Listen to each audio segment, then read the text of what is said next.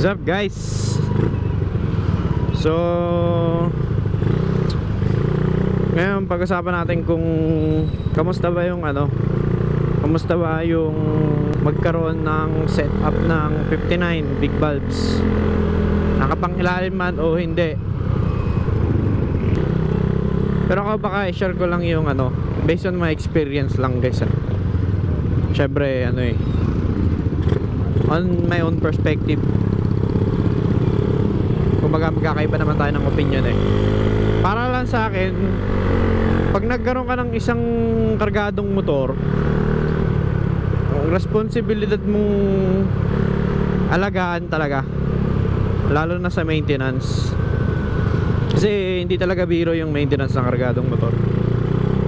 Pangalawa, syempre yung habit ng paggamit.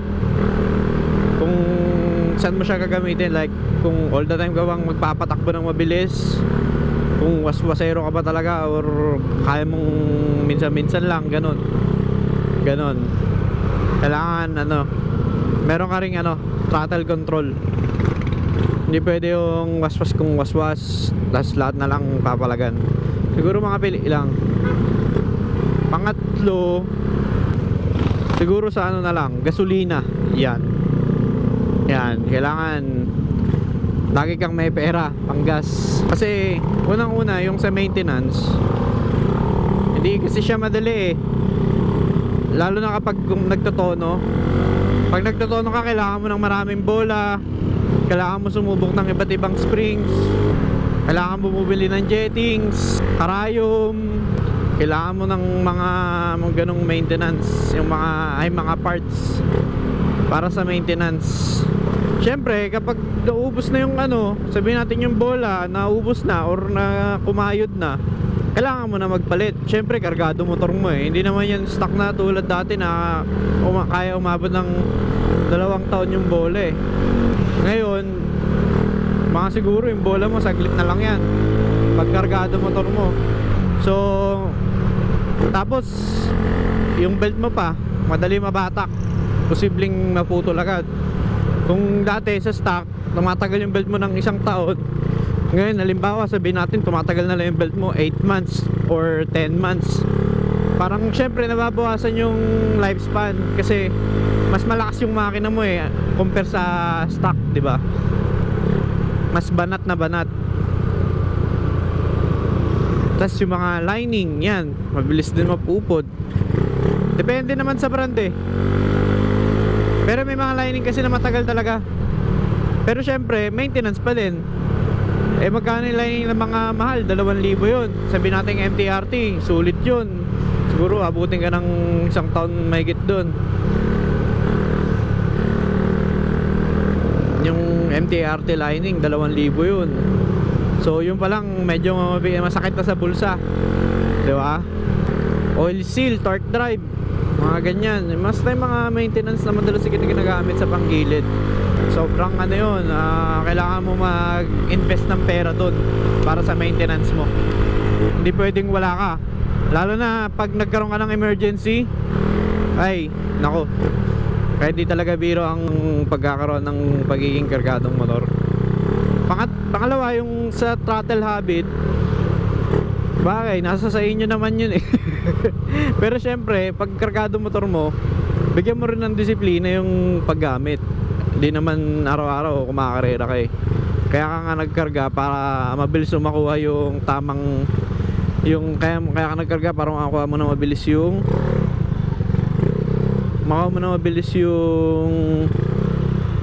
speed na gusto mong makamit, or maka-overtake ka ng safe, mas mabilis makukuha mo siya. Kung dati na-overtake ka ng 5 seconds, ngayon makukuha mo siya ng 2 seconds or 3 seconds, parang ganoon. Example lang yun So pangatlo, sa gasolina, hindi biro gasolina ng kargado. Depende po sa compression ratio yan. Pero pag kargado talaga walang unleaded guys subok ko na kargado tapos unleaded, sobrang low comp nun.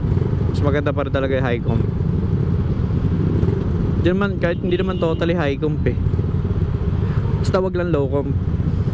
Depende naman sa mekaniko yan eh, kung paano niya i-build yung compression nyo. Tapos ayun na nga, sa gasolina, sa mga nagsasabi na kung malakas ba sa gasolina yung kargado, may parteng lalakas siya. Oo, siguro pag galing ka ng stock tapos nagkargado ka, maninibago ka talaga sa konsumo ng gasolina. Pero katagalan, pag araw-araw mo na siyang ginagamit, may maano mo, pag kinumpit mo, ay halos same lang din pala. Lalo na kapag touring set ka lang naman, hindi ka naman hindi ka naman magpo 4 valves or mag 63 agad-agad eh pag galing kang stock eh. Syempre doon ka muna sa touring, doon ka muna sa sa abot kayang karga. Kung beginner ka pa lang, 59 all stock ka, goods na yun. Huwag ka agad yung tatalong ka agad sa mataas. Pero okay lang naman yun, kung may pera ka, di pagawa ka ng 63, di ba? Wala namang problema doon. Pero kumbaga ang sa akin lang naman kasi is ma-familiarize mo muna yung karga ng yung 59 all stock bago ka magpakarga ng mataas. Kasi mamaya pag iniisip ko lang, syempre pag ikaw nagkarga ka ng mataas agad, parang ang mangyayari nun, baka mas lalo pang maka-aksidente. Hindi naman ako sa hindi ko sa pinipigilan ko kayo. Kumbaga for safety lang rin naman. Kung halimbawa baguhan talaga kayo sa karga, mas maganda na familiarize nyo muna. Kasi syempre mahirap yung biglaang halimbawa nag-63 ka kaagad, tapos halimbawa nag-63 ka kaagad, galing kang all stock, syempre mabibigla ka sa maintenance at konsumo ng gasolina nun. So syempre aaray ka nun, babalik ka ng sabihin natin magda-downgrade ka kaagad. So mas maganda talaga unti-unti ka, ganon, 59 all stock ka muna. Tapos kung gusto mo talong ka ng big valve. Kung ayaw mo na mag big valve, gusto mo na magpangilalim kasi medyo familiar ka na sa karga ng motor, ganun. Pwede naman yun eh. Basta ang lang, siguro magandang stepping stone nyo lang talaga 59 all stock, goods yun. Basta hanap lang kayong mekaniko na maayos. Hindi naman kailangan na kapag nagpakarga ka is kailangan makasibak ka kagad ng ng Raider or kahit anong mabibilis na motor. Hindi naman hindi naman dahil doon nagpakarga kayo. Kumbaga, syempre magpapakarga ka dahil nabibiting ka sa motor mo, ganun. Nahihinaan ka. Yun yung mga purpose ng mga nagpapakarga. Kumbaga, hindi naman porque nagpakarga ka gusto mo nang makasibak. Hindi lahat ganun. Tapos ano pa ba? Tapos ayun, di ba 59 all stock, goods na yun para sa mga baguhan. Kasi syempre baka mabigla kayo sa maintenance, ay putang ina, ganito pala yung maintenance ng 63, ganon. Sobrang lakas na rin kasi ng 63 guys. So kaya parang di na siya totally di siya totally advisable sa mga baguhan talaga. Kasi grabe nga yung maintenance. Tsaka yung konsumo ng gasolina, lakas. Pero kung okay ba magkaroon ng 59, okay, sobrang okay. Okay magkaroon ng kargadong motor guys. Sulit talaga.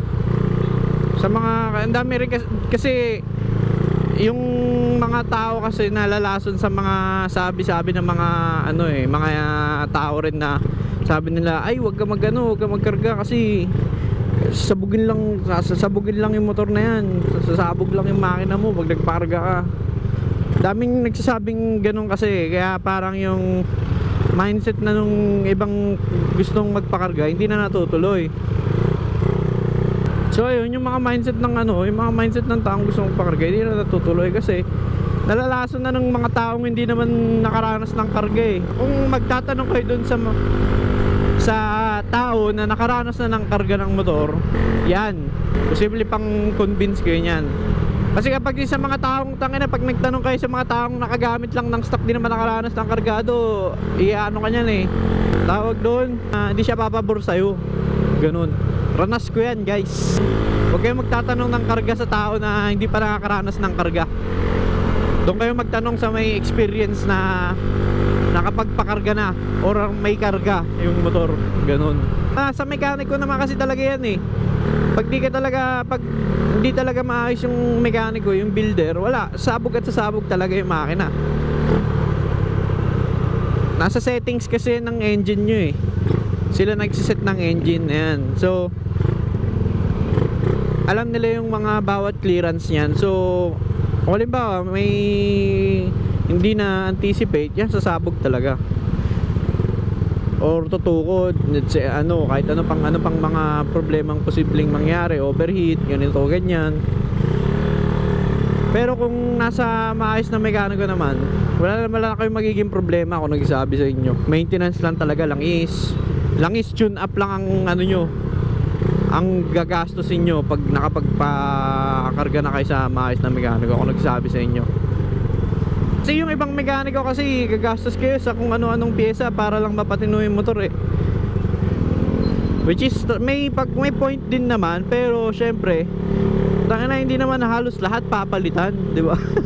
Lalo na kung motor mo brand new, di ba? Pili lang kayo talagang maayos na mekaniko.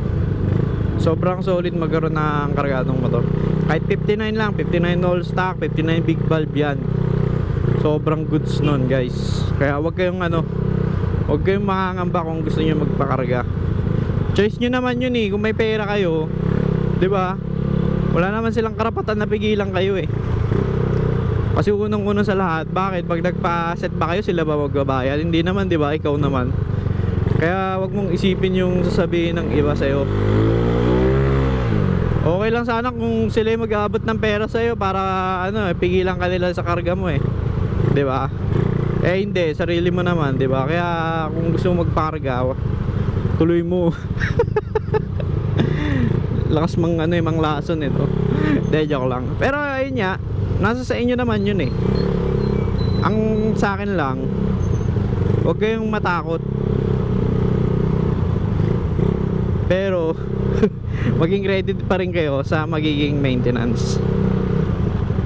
Tsaka dapat anticipate nyo rin na yung pagkakarga talaga, hindi talaga siya biro, guys. Kaya magandang pag-isipan nyo pa rin talaga ng mabuti.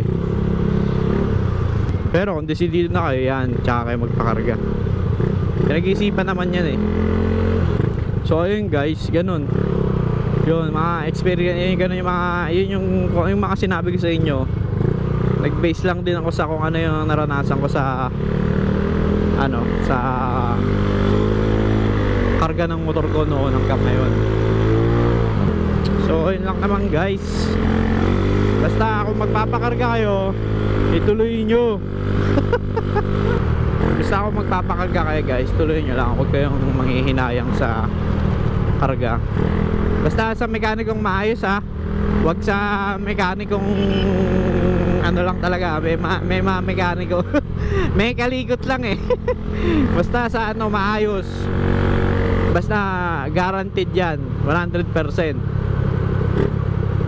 Okay magpakarga, basta sa maayos. Hanap lang kayo maayos na mekaniko. Kung sino yung napupusuan nyo. Goods yan guys. Kaya pakarga na kayo. Huwag kayong mahiya. Huwag kayong matakot sa karga. Normal naman yun eh, masabugan. Hindi kaya masiraan. Normal yun. Dahil joke lang. Hindi siya normal lalo na pag palagi. Pero yun, pakarga na kayo guys. Yun lang. Peace out.